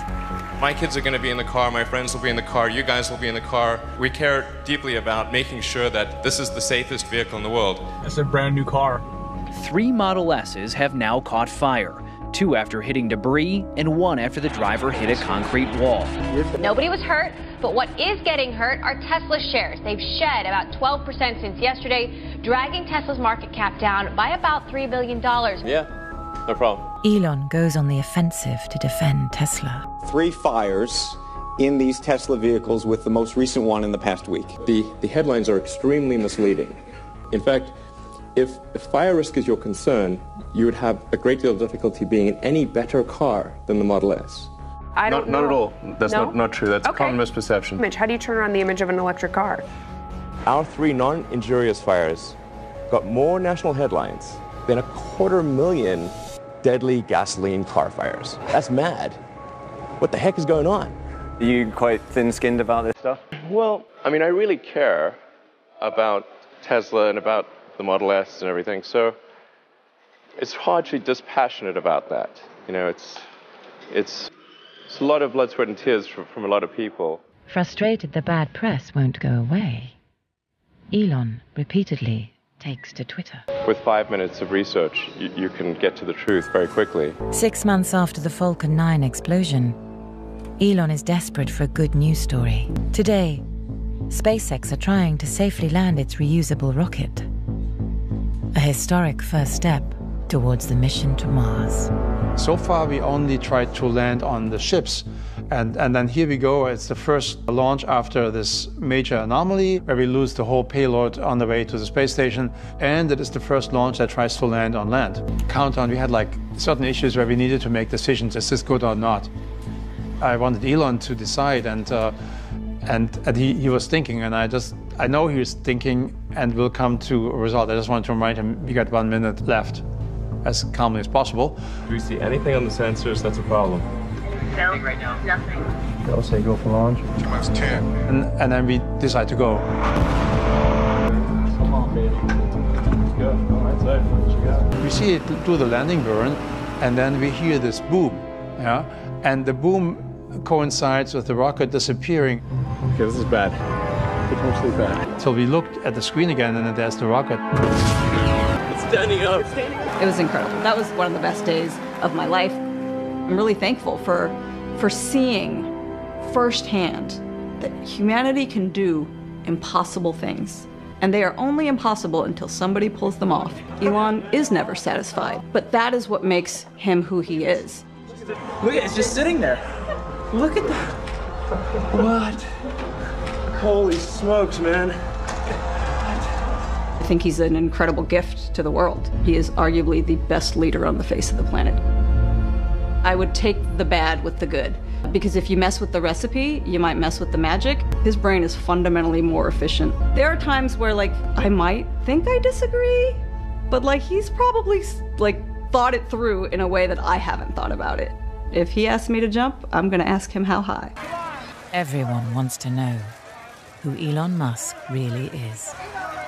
There are clues to be found in his family history. Whilst his mother, May, is often at his side, he is never seen with his father, who has stayed in South Africa. Something to steal things with. Go to someplace and break their lock. My name is Errol Graham Musk. I'm Elon's father. I've had to do a lot of repairs on this car. It takes months to do this woodwork because you have to spray a time, let it dry, a time, let it dry. My relationship with Elon is very much the same as my relationship I had with my father. We mostly communicate on email. I haven't spoken to them for quite a long time. In 2017, Elon gave an interview to Rolling Stone magazine. He said about his father, "Almost every crime you could possibly think of, he has done. Almost every evil thing you could possibly think of, he has done." You have to be a bit of a nutcase, really, you know. When a gang of intruders broke into his house, he killed 3 of them. He was charged with murder, but pleaded self-defense and was not convicted. My daughter and I were attacked there by a gang. They fired 52 shots at me, and I fired 2 shots at them. I was using a Magnum, so 1 shot killed 2 people. And the second shot, he died from the shot to the groin. I was charged with murder, but at the inquest, I did get annoyed when they said to me, "Couldn't you have used less violence?" And then I said in the court, I said, "Well, you know, I only fired 2 shots, you know. They fired 52. So, you know, it was silly. Can't you use less violence?" Well, yeah, I don't know. But it's terrible. I'm not happy with that. I'm not proud of it. I didn't expect it. I didn't ask for it. But that's what happened. But I was in the military in South Africa. So my advice is, don't tangle with guys who are in the military in South Africa. In 2016, a new president has just been elected. Jenny Rometty, the CEO of IBM, and also... Elon will now need to work with a new government when delivering on his multi-billion-dollar SpaceX contracts. I'm Safra Katz. I'm CEO of Oracle. I'm actually privileged and honored to be here. Jeff Bezos, Amazon.com. I'm super excited about the possibility this could be the innovation of the administration.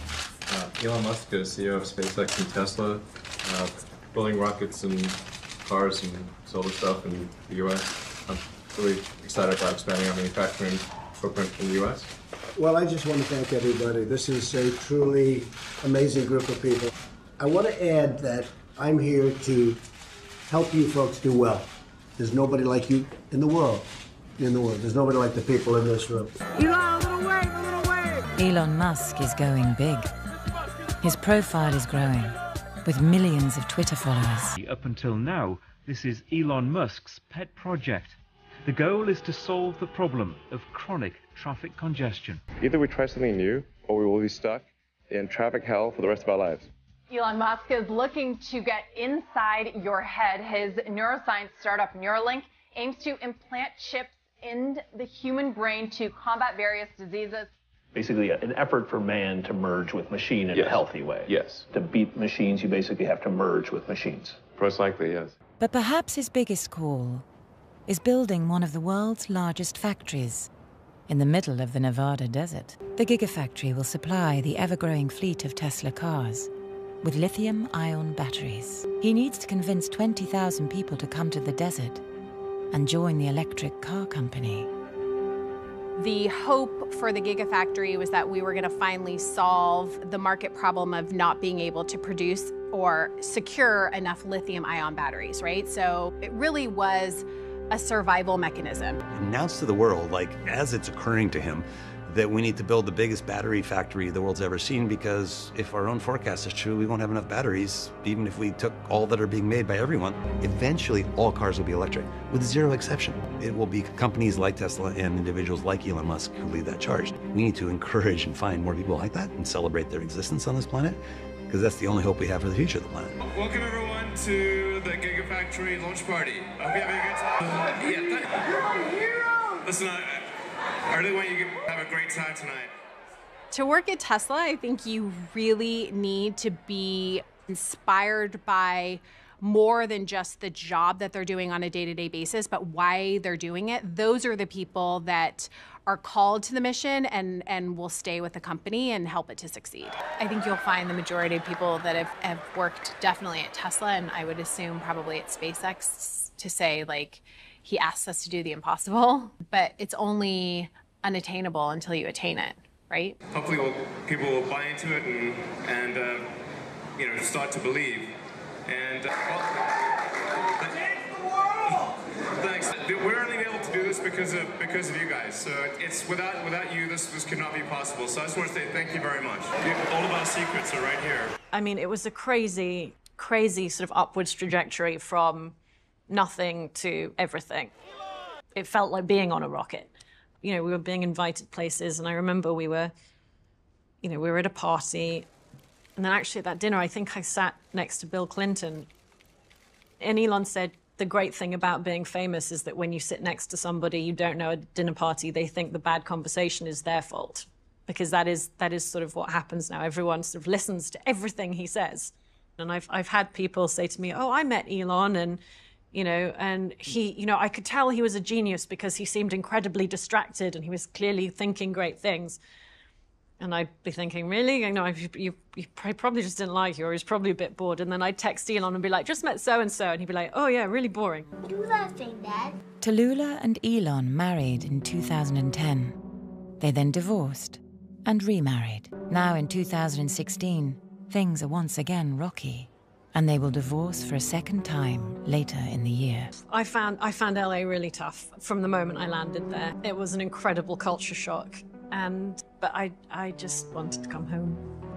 Yeah, and I kept trying to come home, but then also I do really love Elon as well, and so, it took quite a few years of us figuring that out. But I mean, I think he could kind of see the way the world was going in a way I just did not understand. And I love having that perspective, and I'm grateful for that for every part of that. I hope he gets humanity to Mars, because I think that is his reason for being more than any other. What are the plans in coming months? Why are you hiring? Are you from like the news? Local media. Okay, cool. Well, obviously, as you can see, we're building a production facility here, a real production facility. Can you tell us a little bit about what you're building, just in basic terms? A spaceship. Please join me in welcoming Elon Musk. What I really want to try to achieve here is to make Mars seem possible, make it seem as though it's something that we can do in our lifetimes, and that you can go. This is to give you a sense of size. It's quite big, but it kind of needs to be about this size, because in order to fit 100 people or thereabouts in the pressurized section, plus carry the luggage and all of the unpressurized cargo, to build propellant plants and build everything from iron foundries to pizza joints to you name it. We need to carry a lot of cargo. Elon's plan is to send thousands of spaceships to Mars in order to build a new civilization. In order to build a self-sustaining city, it needs to be 1 million people or something like that. If moving to Mars costs $100,000, then I think almost anyone can work and save up and eventually be able to go to Mars if they want. If you look at who the most famous human being in all of human history is, I can tell you who that is. Yeah, but I can't tell you what their name is. I can't tell you what sex the person is, but I can tell you it's going to be the first human born on another planet like Mars, right? So this vision is what drives Elon. There are a number of steps on the road to Mars. The first is a successful launch of the Falcon Heavy. This will demonstrate that a significant payload can be launched into Earth's orbit. You are looking at a live view of the Falcon Heavy. Yes, the Falcon Heavy. Falcon Heavy is essentially 3 Falcon 9 rockets all strapped together, which means it can carry much larger payloads not only to Earth orbit, but to the Moon and Mars as well. Okay, everything's great, guys. Okay, party time.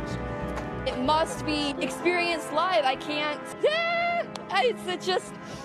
10, 9, 8. Side booster ignition. 6, 5, 4, 3, 2. You see them both light up? Side boosters. Yes! What? That's unreal. Once the rockets have lifted the Falcon Heavy into orbit, they then detach themselves and land back on Earth. When the Falcon Heavy is in orbit, it's then able to release the cherry red Tesla, which is heading towards Mars.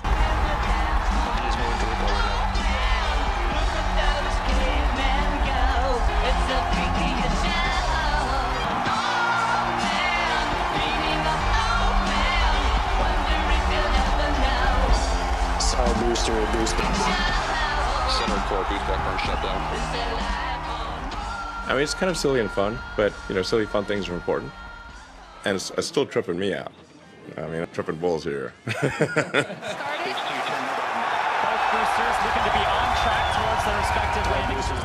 And for Elon's final trick, he successfully lands the 2 Falcon rockets.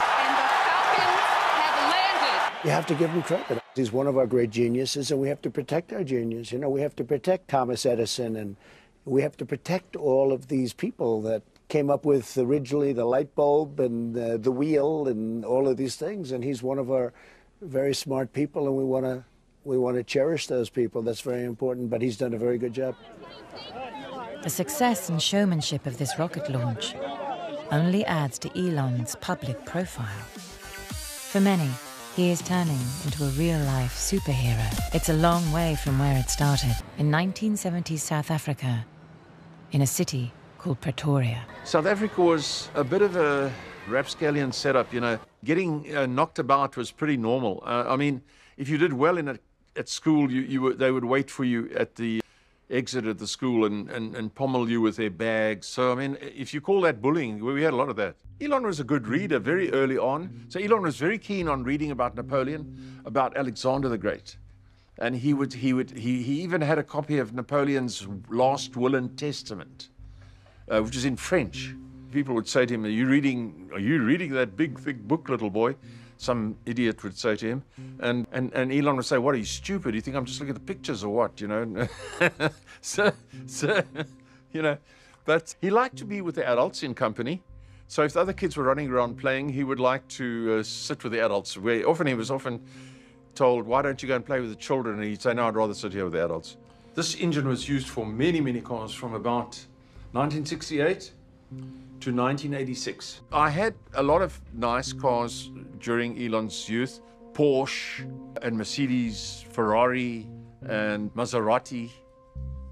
He was always interested in taking the doors apart and all that sort of stuff, because sometimes you had to fix something, and he would do it. He would open it up himself for me. I wouldn't say he was the best mechanic, you know. Most amateur mechanics are a little bit ham-handed, but he would certainly try. He was definitely not a boring child, Tesla has launched the Roadster and the Model S. But for electric cars to take over, the more affordable Model 3 needs to be a success. The scaling of the company was a challenge. And Elon definitely had a handful of people that, you know, he trusted and he put in place in charge of the Gigafactory and design and et cetera. There was so much on his plate that he couldn't be, because he liked to be very involved in a lot of the details, but that kind of way of working was starting to fracture. Breaking news, Tesla reporting first quarter results. We can't call them earnings because it's a loss. This is a 15-year-old company that could genuinely risk running out of cash in 2018. As well as production issues, there are also cash flow issues. Investors are starting to get nervous. There were things that would come out of his mouth and words that he would say to people that under any amount of stress were not okay. He was more erratic. I can count 3 times that he got really upset with me. And the last time he was yelling at me about a mistake that someone on my team made, and he was really angry. And there was a disconnect. I wasn't seeing Elon. I was seeing this person being overtaken by this anger. It was so bizarre, and kind of the blink of an eye, I saw him snap out of it and recognize that it was me and it was fine. and he apologized to me the next day. But it was in that moment that I decided I've hit my limit and it is time to go. As the CEO of Tesla, every quarter Elon is asked questions by Wall Street investors. In May 2018, he is irritated by their questions. So where specifically will you be in terms of requirement? Next. Boring bonehead questions are not cool. Next. We have no interest in satisfying the desires of day traders. I couldn't care less. Please sell our stock and don't buy it. People are concerned about volatility. They should definitely not buy our stock. JPM says it's bizarre. RBC says the call shook confidence. This is not okay. I mean, if you stripped away Tesla and you didn't know who the CEO was, you would come away from this conference call, most people would at least, and say, this company is not run properly. This company just cost us $2 billion in market cap because of what the CEO did. The pressure on Elon Musk continues to mount. There are problems on the factory floor. Whistleblowers from his gigafactory contact journalists with information. Am I wrinkly? Lynette Lopez breaks the story. The first piece I wrote about Tesla was in the spring of 2018, and it was called Elon Musk Doesn't Care About You. It was shortly after Elon Musk had sat on a earnings call and insulted a bunch of the investment bankers trying to ask questions about the company. Digging even deeper, there were many environmental violations, which was crazy considering that this guy was trying to save the planet. And I just realized Elon's project is Elon, and it's not about anyone else. A secret whistleblower approaches Lynette to discuss the waste issues within Tesla. As he was working in the factory, he saw all the waste, all the incompetence. It was a whole mess. He emailed Elon Musk and said, look, our manufacturing process is so disjointed.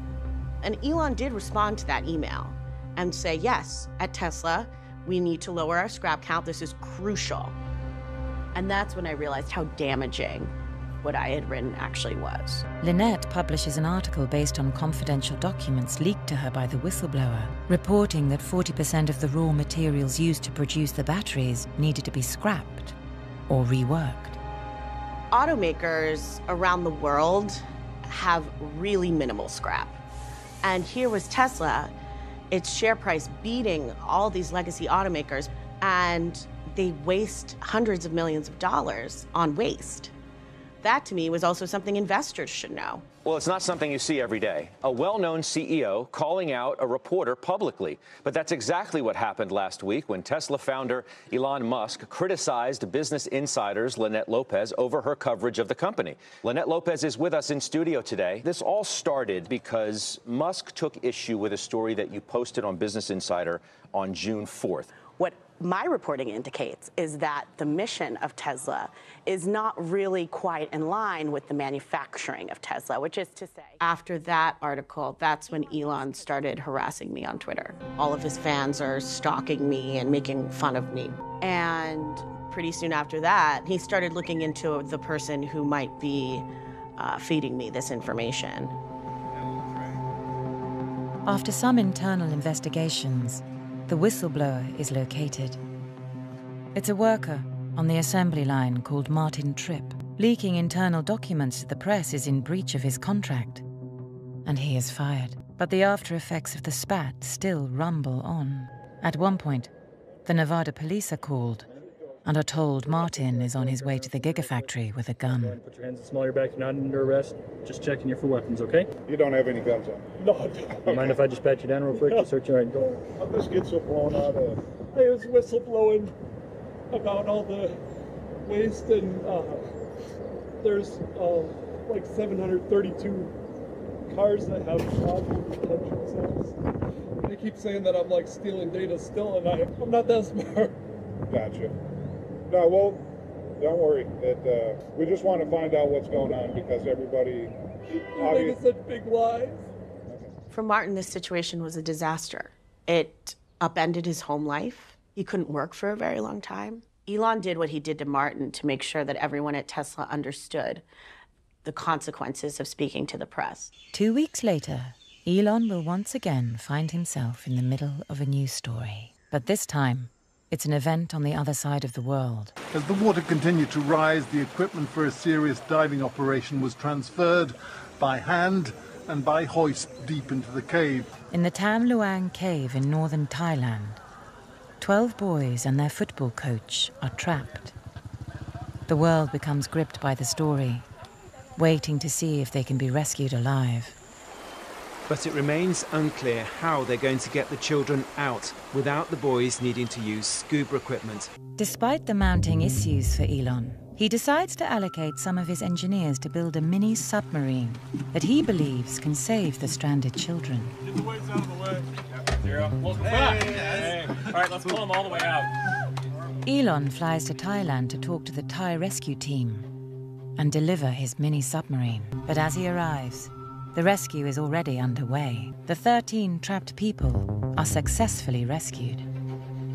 British cave diver Vernon Unsworth is at the heart of the rescue and is unimpressed by Elon's submarine. The submarine, I believe, was about 5'6" long, rigid, so it wouldn't have gone round corners or round, around any obstacles. It wouldn't have made the first 50 metres into the cave from the dive start point.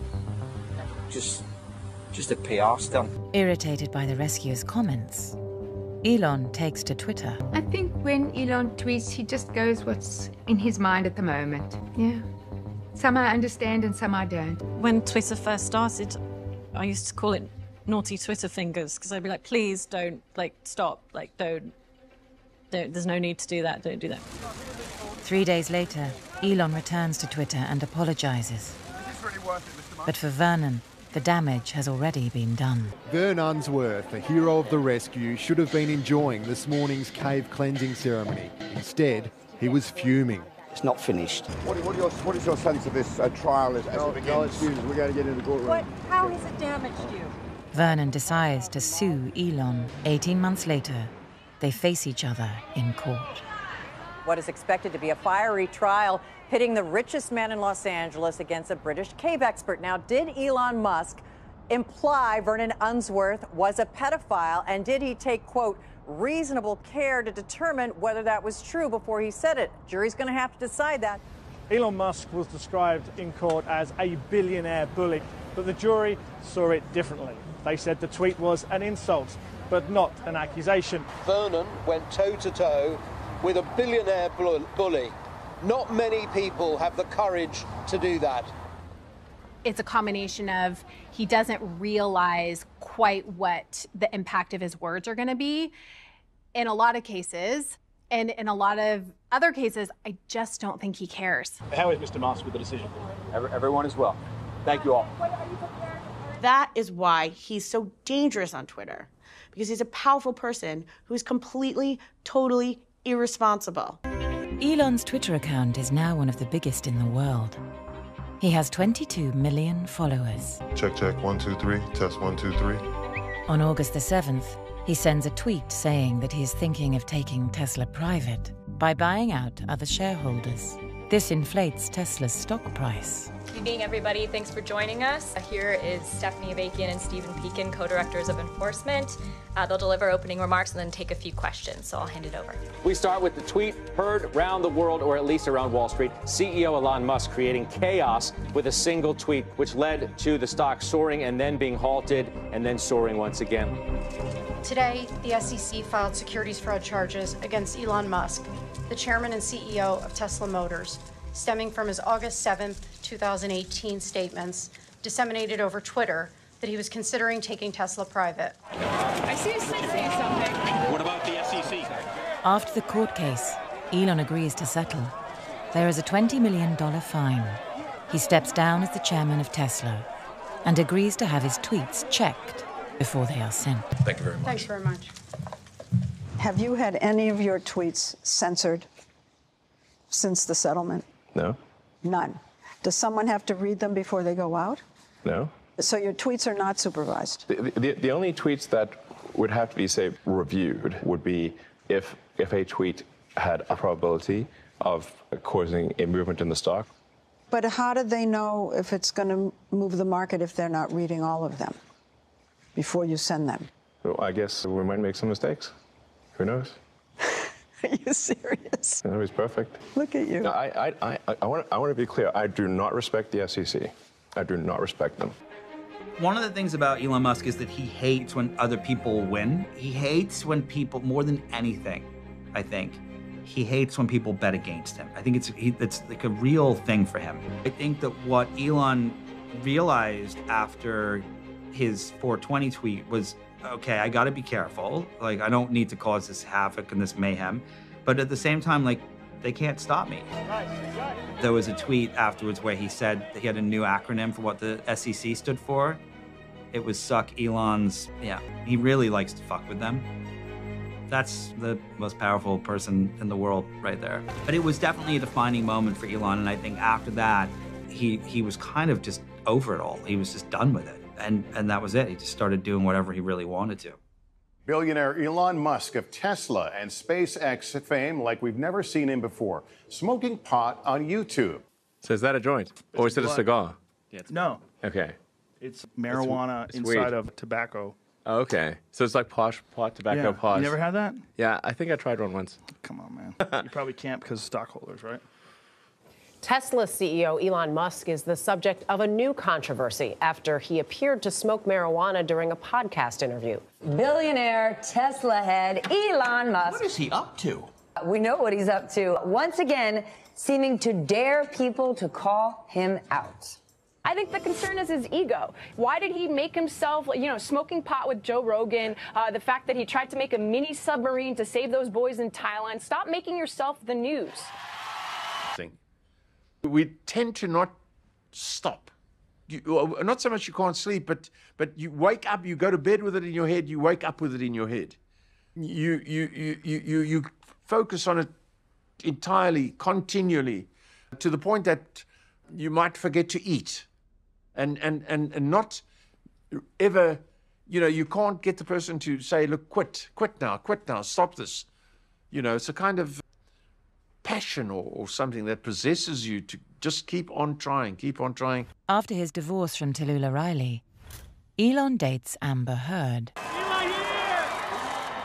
But in 2018, he appears at the Met Gala with Grimes, an electro-pop artist.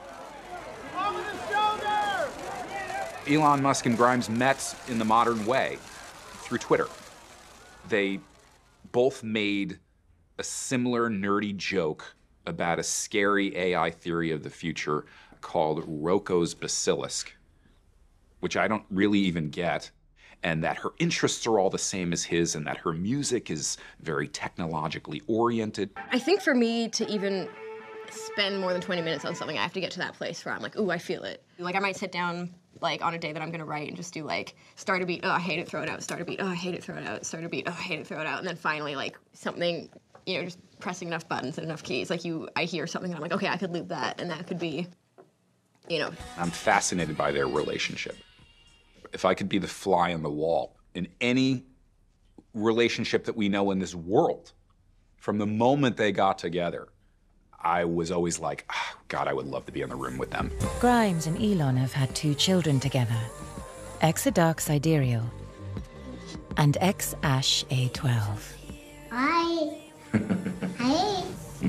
Hi.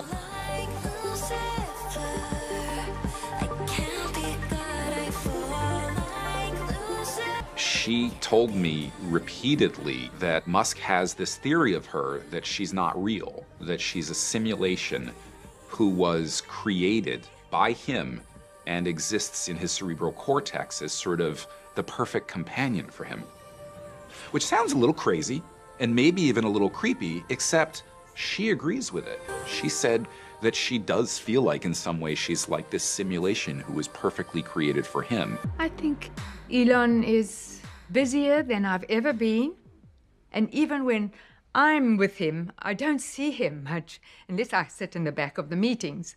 But then a wife or girlfriend doesn't have that, and so they really don't see him much at all. These are steps towards a new era of spaceflight. And this is the rocket built by SpaceX, a company about to make history by carrying people into space. And there they are, NASA astronauts, Doug on the left, Bob on the right. Now they are getting into the Tesla Model X that's going to take them to the launch pad, being strapped into their seats. And those Falcon wing doors are closing. Super sleek.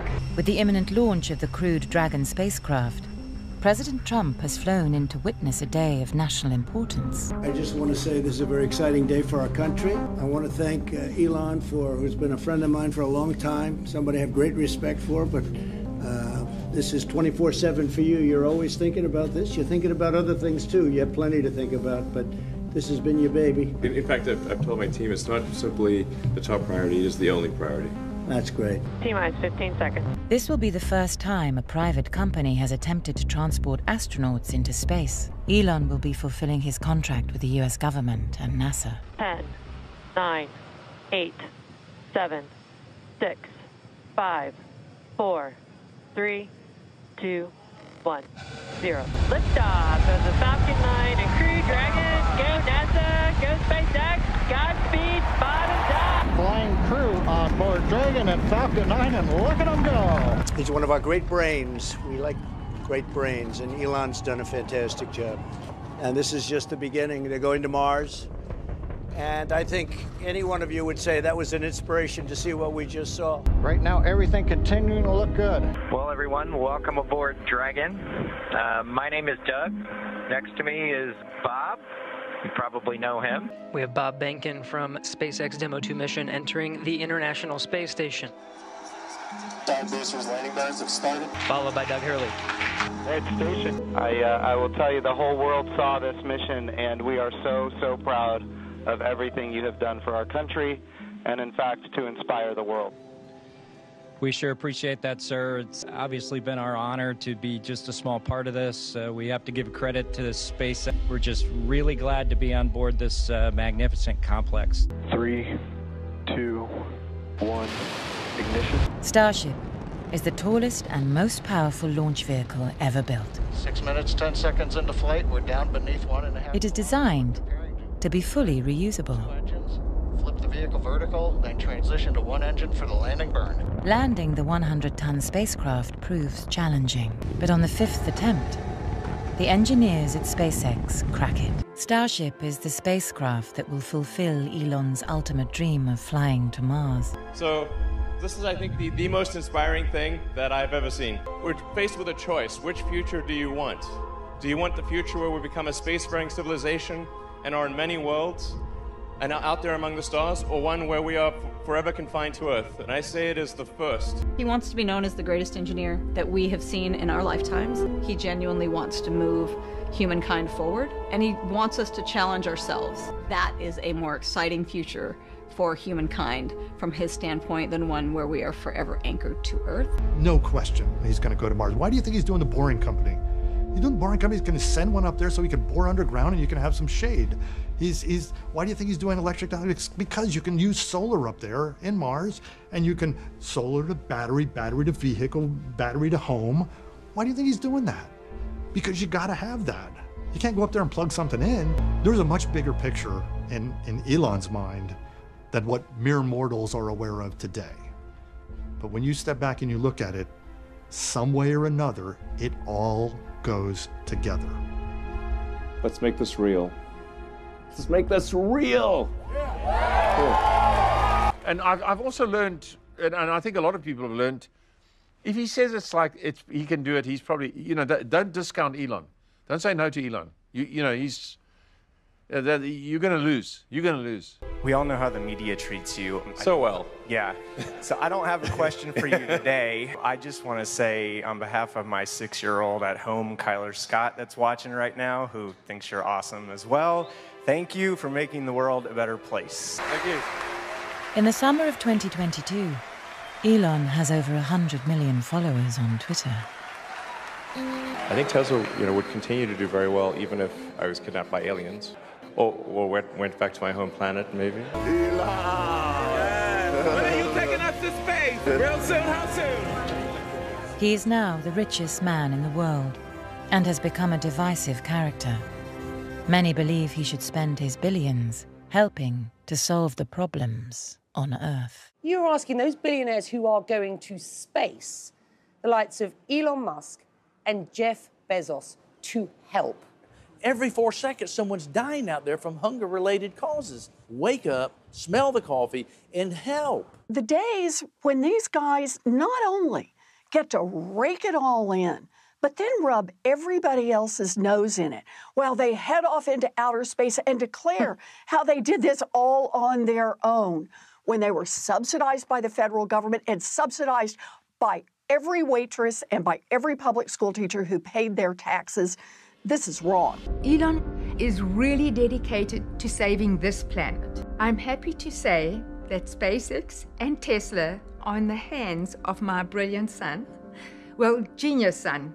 We admire him for that. We don't want to be him, because with those companies, he gets a lot of hate.